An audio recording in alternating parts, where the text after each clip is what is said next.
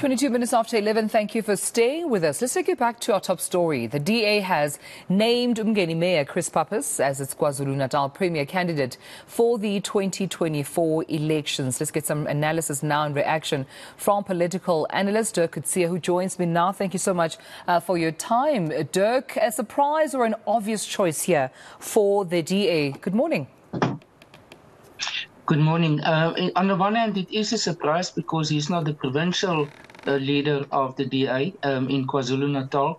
But then I think where it comes in is the fact that he is the DA's star performer in the province as the mayor of the uMngeni local municipality. He has made a name for himself even outside South Africa. He has been listed as one of the top 100 people by Time magazine. So in that sense, they are using that, and I think it follows on the approach that the DA has used over time, and that is that they want to use persons who have already proven themselves in government positions to be nominated for leading positions like this one. Yeah. When we look at his track record as uMngeni Mayor, and as you've mentioned that he's the DA's, star performer mayor out in KwaZulu-Natal thus far, let's talk about, his track record as the mayor that perhaps has also informed, why he could perhaps take the successes of uMngeni to the rest of the province. Yes, I think what has been successful in his case, it is one of the smaller areas in the province of KwaZulu-Natal. First of all, he has cleaned up that whole area. It is not as filthy as it has been. And then what he has been relatively successful is to develop a local economy for the municipality.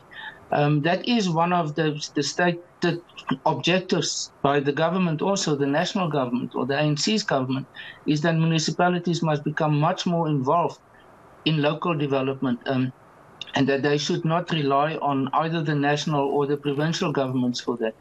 And I think this is where he stands out, is the fact that it is a town that is also a thoroughway for many of the big trucks that's on their route to Durban or to the coast.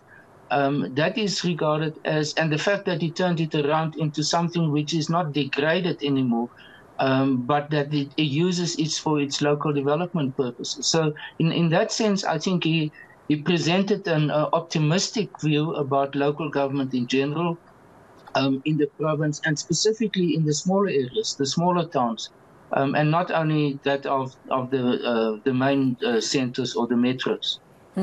I mean, one particular, note that Pamandla Goke, our eNCA senior reporter, made mention of earlier when I spoke to him, Dirk, was the fact that amongst his accolades and his success with uMngeni and his proven track record for leadership, it's also the fact that he can speak isiZulu well. Does that work to his advantage? Is that a factor for the DA here, that a mayor who is wide but Zulu-speaking can be more in touch with the majority of Zulu-speaking people on the ground, as well as what their needs may be? Does he resonate more as a man of the people?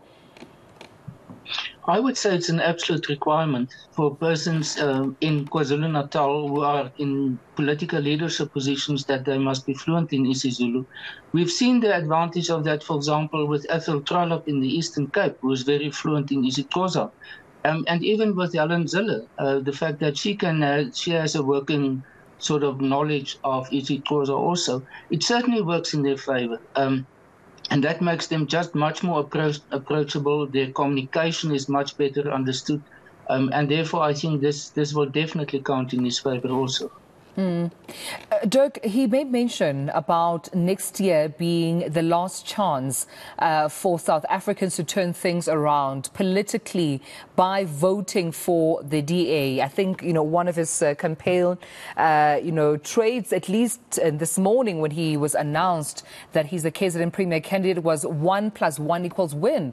That for every one vote the DA garners, they encourage that particular person to recruit another person, at least one more person, and that would guarantee them a win. Do you think that, he brings in a strong political campaigning footprint here for the DA, at least for next year in KwaZulu-Natal? Is there a better chance here for the DA in KwaZulu-Natal during next year's elections? Well, there's a better chance, but I don't think one should expect that they will be the outright winners. Certainly not in the province as a whole. They are in a very tight competition with the IFP for at this stage, the second position. The IFP is also growing. There's clear signs that the IFP in KwaZulu-Natal is one of the parties that's in a growth momentum at this point in time. And then I think what one has to also take in mind is that the IFP and the DA has concluded what they call a cooperative agreement some months back already. So they do at this stage function in that relationship in the province already. And then there are key members of what they now call the multi-party charter or the old moonshot pact. I think what is interesting about these announcements, because this is not the first announcement of Premier candidates. About a month ago, early August actually, the ones for the Free State and the Western Cape were already announced, is the fact that it tells us that they are all part of this alliance or group that want to become the coalition government, but they are not going to decide only on one candidate. So it's now each party, strictly speaking, will therefore be able to announce their own premier candidates in the different provinces, which I think it gives us a sort of an insight in how this coalition or this alliance is going to work before the election. After the election, we don't know exactly how it's going to work. But this is interesting because it reveals the approach that they are going to follow. Yeah, and also when we speak about the multi-party charter, you remind me of also some of the concerns that were raised by some of the parties that, were either considering being part of the multi-party charter previously, the coalition, the pact, but also those who are part of it still, such as Action SA, is saying they didn't want the DA to take more of a big brother stance in terms of, narrating what the rules of engagement would be like. I'm sure even with their summit or their conference out in Kempton Park, those were some of the issues that they were discussing. But also, what work lies ahead, do you think, particularly in KwaZulu-Natal, when one identifies, the challenges within the province? Political killings have been rife in the province as one of them. But also, as Chris has mentioned, it seems that crime has more power. Criminals have more power and upper hand over the police within the province. Yes, that is certainly, I would say, a major consideration for all the parties. Crime has become an issue. There's talk about the so-called construction mafia that's very prominent in the province. Also, the legacy of the natural disasters, the floods, for example, means that there was a major disruption in several of the communities, and their infrastructure is not yet in place or restored. These will all, I would say, become particular issues for KwaZulu-Natal in next year's provincial election specifically. And I think it will depend on how these parties are going to position themselves with respect to that. Political assassinations, political killings are unfortunately has become almost synonymous with KwaZulu-Natal. And I think though the DA hasn't been really affected by it now, they have to be very careful that they are not going to be drawn into it.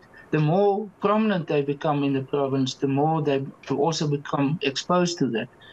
So I think these are all very particular challenges to the province, which are not necessarily linked to the big national issues, but that must be addressed in the province itself. What will also be interesting, going back now specifically to the IFP, is how they are going to position themselves after the death of Chief Buthelezi, and what role that will play in the dynamics in next year's campaign specifically, and to what extent he will still be used as the face of the IFP, and how that will relate to its relationship with its coalition or alliance partners. Well, Dirk, thank you so much for speaking to me about this. Political analyst, Professor Dirk Kotze, joining me right here on Newslink. This at the back of Chris Pappas being named as the DA's Premier candidate out in KwaZulu-Natal.